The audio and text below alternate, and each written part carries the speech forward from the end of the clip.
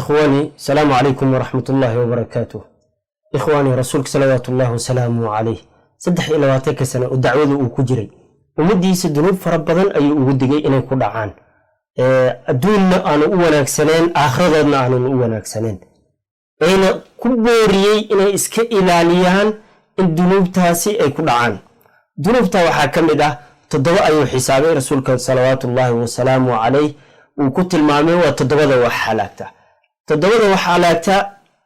معها تضوء كليا دنوبته وحالاته وكتر بديهن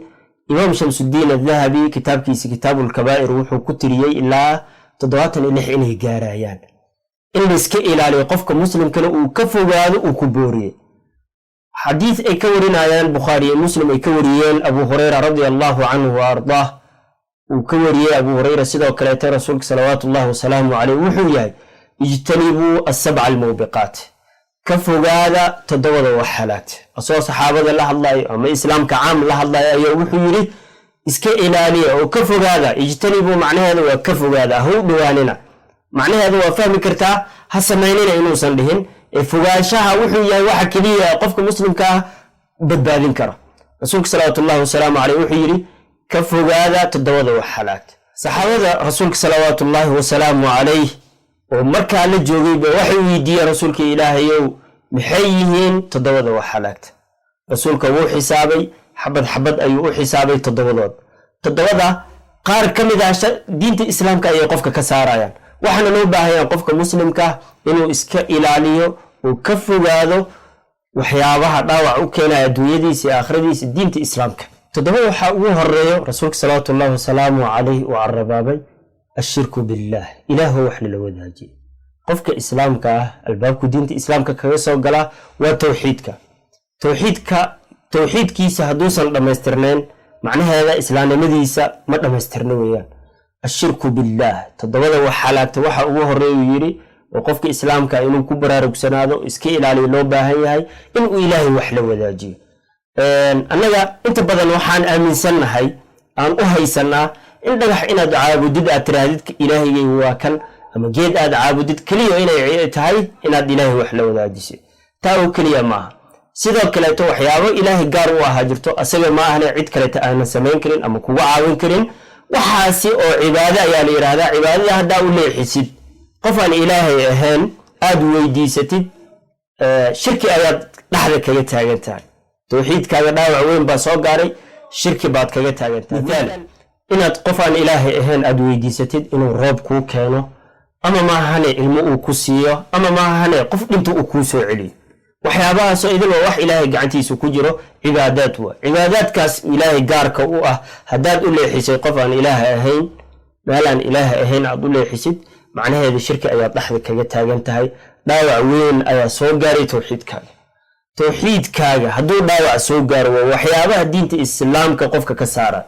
قفك هدو الشرك يالو إلهي سبحانه وتعالى قرآن كيسو حكويري إنه من يشرك بالله فقد حرم الله عليه الجنة ومأواه النار إلهي الجنة وكم ممنوعي إلهي الجنة حرام بو كغدق قفك إنو قال ماشو أهوى اللهان والنار أيوير برك رسولك صلوات الله وسلامه عليه تنبيها نوع يقلي يعني سوي إلى الدرت الوحيري تدور وحلاك وحوه الريكو تدبر قفك إسلام كهلاكته وحا أوه الرئيو إنه إسكي إلالي لو باهي هاي شركيك إنه إلهي وحلو وذاجي سيدو كليتو تلبادا وحيتهاي وحلاكته ورسولك صلوات الله وسلامه عليه وشغيها وحيتهاي السحر إن قفك ولالكيسا قفك مسلم قفك كليتو ولالكيسا وأم ليغو أما أفديستو قرشه وكو فللها وكو سحر لها سحر كما بنانا شرعي الإسلام كان هو ممنوعي حرام أيو كدغي سيدو كليتنا قفك ساحر كاهنا دل أيونا كحكمي مركا إن إلهي وحل لو ذاجيو إيو إن قفك للسحر وحيابها وكم ممنوعي رسولك صلوات الله وسلامه عليه وعربابي اللي اسكي إلالينا إن مهمتاي مالمها نقوم براروك سنة عملينا قومية ربضنا على الرقمي dadka aqoontooda way balaaratay wax walba la dhaxgalay marka waxyaabo waxa loo fahmayba normal inay yihiin marka rasuulka sallallahu alayhi wasallam wuu ka digay sharciga islaamkana ma banaynin inaad iska ilaalisaan ayaa loo baahan yahay aad ku feejignaatid wax shareecada islaamka ay diiday. tan saddexaad waxay tahay rasuulka salawaatullaahi wasalaamu calayhi qofka muslimka uu kaga digay hadduu sameeyana inuu halaag ku sugan yahay meel xun adduunyada aakhiraba uu carrabaabay qofka inuu qof dilo. qofka muslimka uma banaano qof kaleeto inuu dilo, qof walaalkiisa inuu dilo uma banaano, inaan iska ilaalinaa loo baahan yahay. ilaahay subxaanahu watacaala qur-aankiisa wuxuu ku yidhi waman yaqtul mu'mina mutacammidan fajazaauhu jahannamu khaalidan fiiha. qofkii muslim ah oo qof muslima dilo jazihiisa waa jahannamo, jannadii ilaahayna ma gelaya ayuu yidhi. tan afaraada waxay tahay rasuulka salawaatullaahi wasalaamu calayhi ummadda uu kaga digay toddobada xalaagtaa ka mid ah ribada.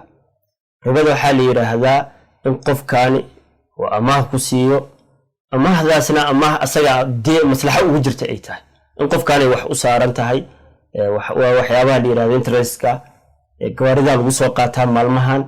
toddobada xalaagtuu rasuulka salawaatullaahi wasalaamu calayhi uu ku tiriyey inaan iska ilaalinaa loo baahanya. ribada xoolaha barako uma keento, wax xoolaha barakeynaya ma aha. ilaahay subxaanahu watacaala qur-aankiisa wuxuu ku dhahay yamxaqu allaahu riba wa yurbi sadaqaat. ilaahay wuu baabi'iyaa xoolaha ku dhismaa ama ka yimaada ribada, xoolaha sadaqada laga bixiyana wuu barakeeya. xilligii rasuulka salawaatullaahi wasalaamu calayhi uu madiina imaanayay, madiina waxaa joogay yahuud qole la yidhaahda. yahuudda ganacsiga iyo waxyaabahan bay ku firfircoonaayeen. aayadaha ribada mamnuucay, aayadaha ribada lagu xaaraantinimay markay soo degeen, yahuuddu waxay kala garan waayeen. dadkii ugu filosofsanaa xilligaa noolaa bay ahaayeen, waxay kala garan waayeen ganacsiga iyo ribada. ilaahay subxaanahu watacaala asigoo xad u samaynaa wuxuu yidhi wa axalla allaahu albayca wa xarama ariba. markay yidhaahdeen inama albaycu mithlu riba, way kala garan waayeen. ribada iyo ganacsiga soo isku mid maaha, qofkan waa kala ganacsane, ma ganacsigaa xaaraamay yidhahdeen yahuudi. ilaahay wuxuu yidhi ribada xaaraam weeyaan, ganacsigan xalaal waay. marka waxaa loo baahan yahay inaan feejignaano, aan iska ilaalin ribada. ribada waxyaabaha ugu culus ay ka mid tahay maalmaha shareecada islaamka ama muslimiinta ee dhinacyada laga soo galay. waxaad moodaa inaysan kala aqoonin ribada waxay tahay. ribaa la diiday laakiin way ku dhaqmaayaan, ee ka feejignayn, aqoon bay u lahayn. dadka qaar aqoon uma laha, dadka qaarna ayagoo yaqaana ayay galeen.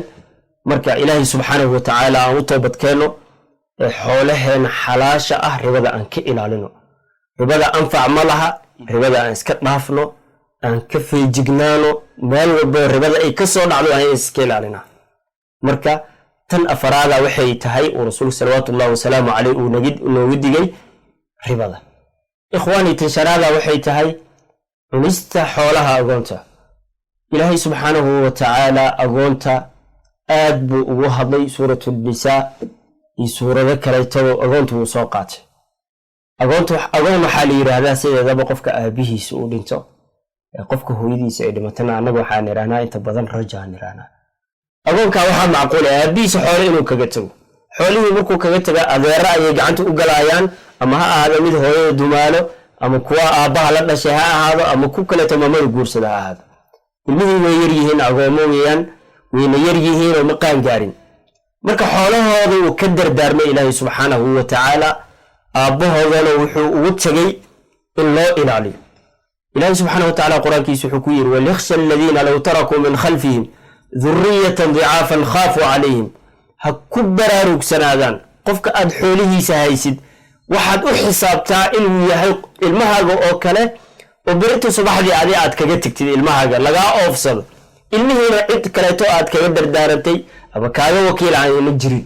sidii ilmahaaga loo ilaalin lahaa, ilmahan hadda taagan tahay xilligooda ilaali agoonta ah. ilaahay subxaanahu watacaala qur-aankiisa wuxuu ku yidhi aladiina yaakuluuna amwaala alyataama dulman inamaa yaakuluuna fii butuunihim naara. kuwa ilmaha agoonta xoolahooda dulmi ku cunaay, xad dhaaf u cunaay, intay xoolahooda cuni lahayn in ka badan xoolahan cunaay,